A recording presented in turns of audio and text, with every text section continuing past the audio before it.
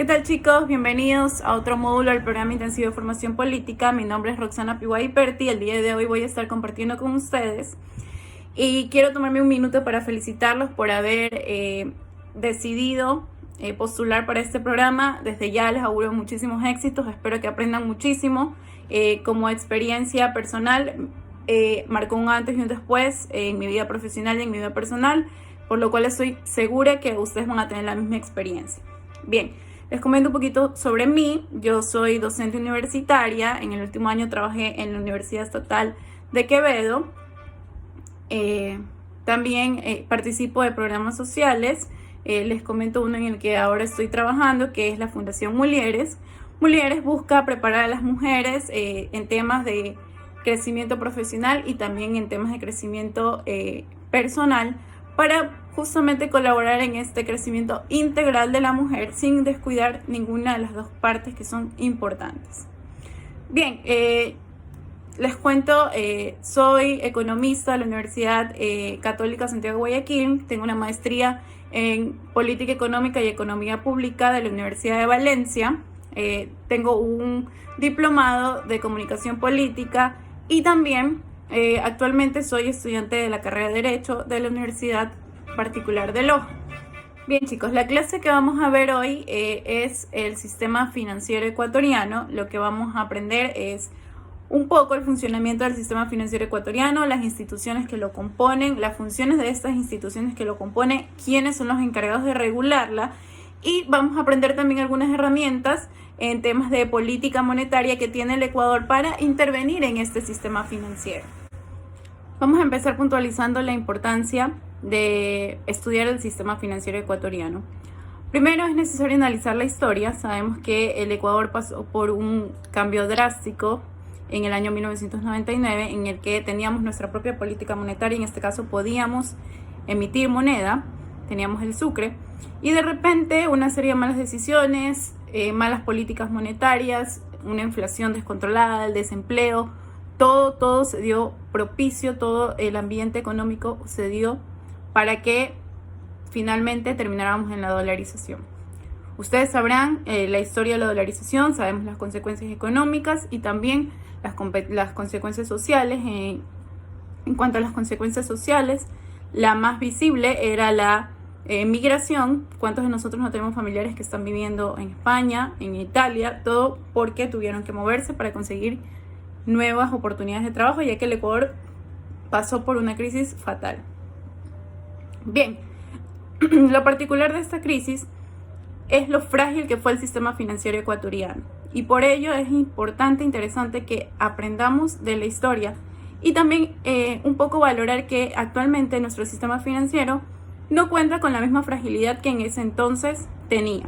Esto también es producto del uso del dólar, que sin duda es una pieza fundamental de la economía ecuatoriana, pero esto no fuera posible, la liquidez y el manejo del dólar no fuera posible si las instituciones financieras que vamos a estudiar en este video, en esta clase, no gestionaran y no intervinieran de la manera que lo hacen. Entonces vamos a aprender de qué manera participan las instituciones financieras, de qué manera aportan a la economía del Ecuador.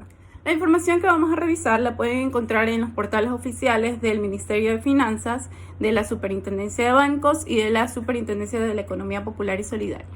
Bien, vamos a hablar un poco sobre las instituciones del sistema financiero. Las instituciones que conforman el sistema financiero son los bancos, las cooperativas de ahorro y crédito, las mutualistas, las sociedades financieras y las compañías emisoras de tarjeta de crédito.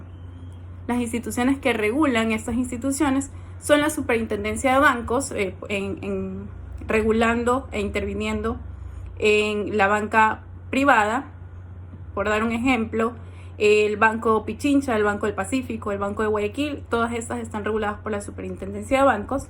¿Y de qué manera actúa esta entidad? Esta entidad actúa como un regulador y fiscalizador de las instituciones bancarias, como las que ya mencioné, excluyendo las cooperativas y mutualistas.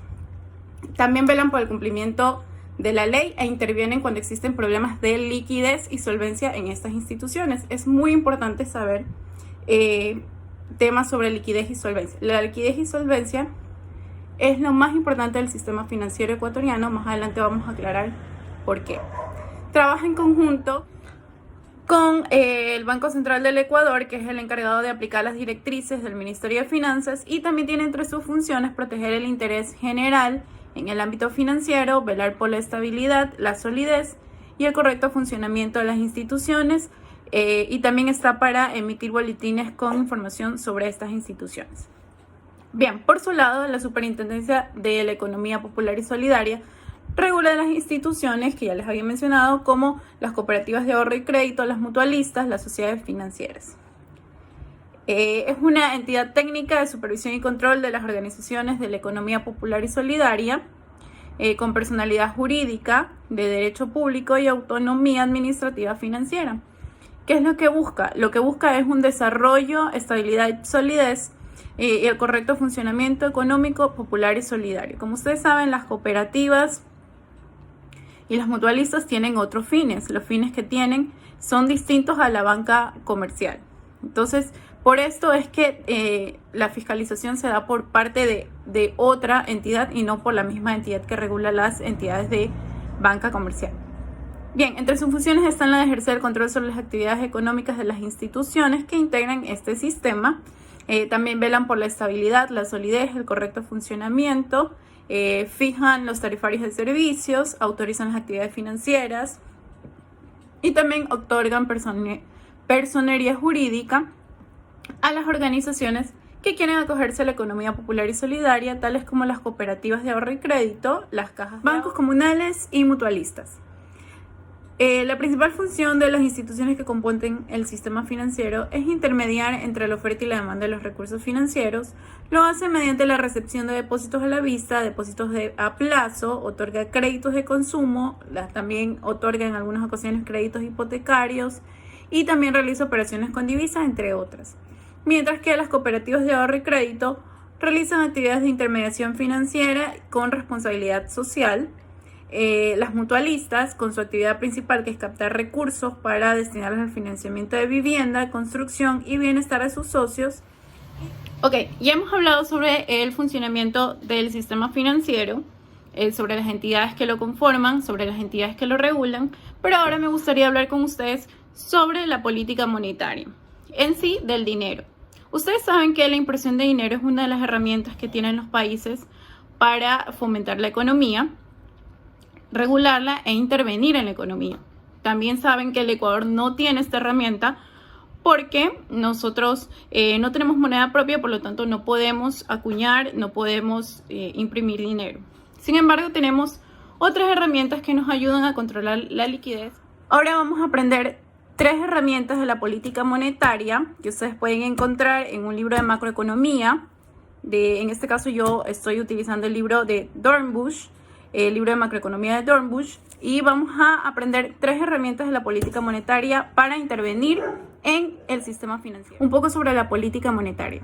La política monetaria puede tomar 2 vías. Puede ser contractiva o expansiva. Contractiva cuando queremos retirar dinero de la economía y expansiva cuando queremos poner dinero en la economía.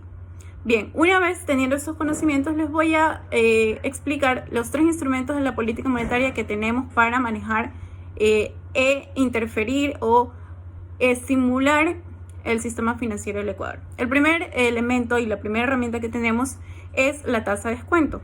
La tasa de descuento es la tasa de interés, el tipo de interés que concede el Banco Central a la banca privada por concepto de préstamos. Es decir, el Banco Pichincha se quedó corto de liquidez y necesita un préstamo para seguirlo colocando en la economía.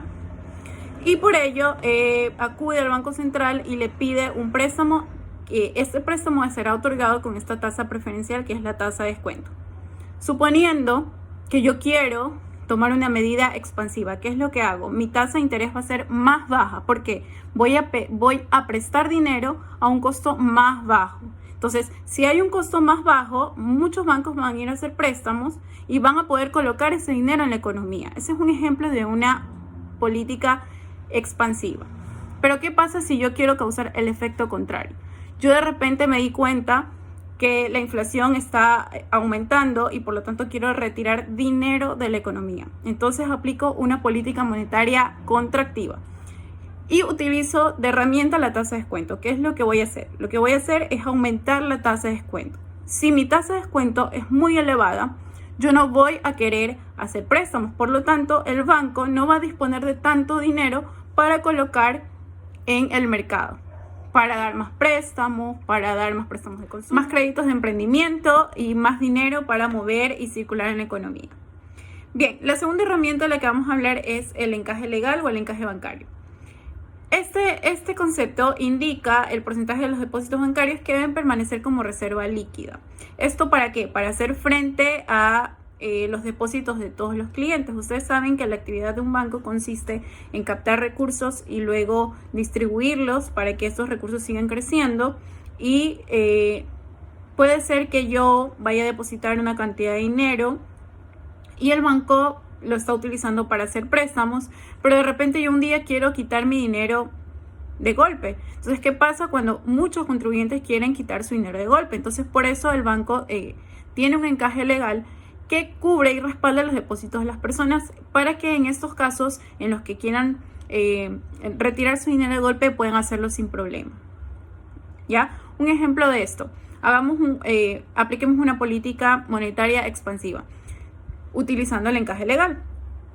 Si yo quiero, por ejemplo, si yo quiero que el banco disponga de más dinero para poder colocar en el mercado por medio de algún crédito, lo que hago es disminuir el encaje legal, porque si mi encaje legal es más bajo, ellos van a disponer de más dinero.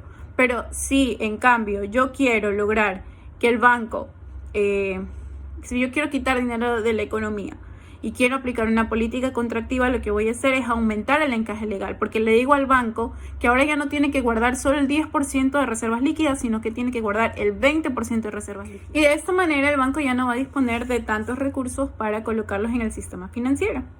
Bien, ahora vamos a hablar de nuestra última herramienta, que son los títulos, las operaciones de mercado abierto. Así se conocen las operaciones del Banco Central con títulos de deuda pública. Para que ustedes tengan un ejemplo de esto, es la emisión de bonos del Ecuador. Ustedes saben que los bonos del Ecuador no están realmente calificados como bonos súper rentables o siquiera atractivos para las personas. En los últimos años el Ecuador los ha utilizado básicamente para pagar su deuda con los trabajadores de la administración pública. No hace mucho habían protestas de parte de los jubilados porque habían recibido su jubilación con pagos en bonos. Entonces, esto no era tan fácil de comerciar. O sea, ellos no es que podían ir a negociar su bono por un buen valor, porque lamentablemente los bonos que emite el Ecuador no son atractivos. De hecho, para poder saber si un bono es atractivo, lo que ustedes deberían deberían revisar es el riesgo país, y el riesgo país del Ecuador está por los cielos. No son títulos para nada atractivos. Pero bueno, no es la única operación de mercado abierto. También existen las compras de divisas, los títulos de deuda pública, que en este caso no. Bien, un poco para cerrar, ya que hemos aprendido las herramientas que dispone la política monetaria para intervenir en las economías, me gustaría responder a una inquietud que muchos de nosotros nos hemos planteado a lo largo de nuestra vida, y es la del por qué imprimir dinero no es la solución a todos nuestros males. Bien, chicos, si nosotros imprimimos dinero pero no se compensa con la producción, esto solo nos va a acarrear una inflación desmedida. Por ejemplo, ocurrió en la pandemia, donde la gente pagaba hasta $6-7 por una mascarilla que sin inflación costaba $1 o $2. ¿Por qué pasa esto? Porque había escasez de la producción. Entonces, eso es lo que pasa cuando hay demasiado dinero en la economía. Lo único que hace es empujar los precios, porque no se logra equiparar el mismo aumento de liquidez con el aumento de la producción. Entonces, hay que tener claro que la economía es algo muy frágil y que una cosita la mueve toda. Y que si nosotros no tenemos un uso responsable de la política monetaria, vamos a incurrir en crisis económicas peores que las que tuvimos en Ecuador. De hecho, el feriado bancario la dolarización, todo esto fue resultado de un mal manejo de la política monetaria. El Ecuador ya tiene un precedente de un mal manejo de política monetaria. Cuando imprimíamos sucres porque sí, y al final del día lo que nos causó fue una tremenda crisis económica, y es por eso que tenemos que tener claro que, a ver, no todos somos economistas, pero sí tenemos que tener un poquito claro de que mucho dinero en la economía tampoco es saludable. Bien, ahora como tarea, me gustaría que ustedes investiguen qué tipo de líneas de crédito están ofreciendo las instituciones financieras para poder hacer frente a la crisis económica que se está viviendo en el Ecuador a raíz del COVID, ¿sí? Por ejemplo, sé que el Banco del Pacífico está destinando una línea de créditos para reactivación económica. Ese ejemplo ya no lo pueden usar, pero me gustaría que ustedes investiguen uno de instituciones financieras que regula la Superintendencia de Bancos. En este caso puede ser una solución que dé un banco privado, un banco comercial, y también una solución de reactivación económica que estén dando, por ejemplo, las cooperativas, que son las instituciones que regula la Superintendencia de la Economía Popular y Solidaria. Esto acá lo van a tener que entregar el 30 de julio con su tutor, y es todo lo que les puedo contar el día de hoy. Y bueno, para ya cerrar totalmente, les planteo las siguientes interrogantes para que, en función de lo que hemos aprendido, puedan reflexionar. Me gustaría que se pregunten cómo deberían aportar las instituciones financieras para reactivar la economía, en este caso, durante la pandemia. ¿Qué piensan de la emisión de los bonos como un método de obtención de recursos o pago de deudas públicas?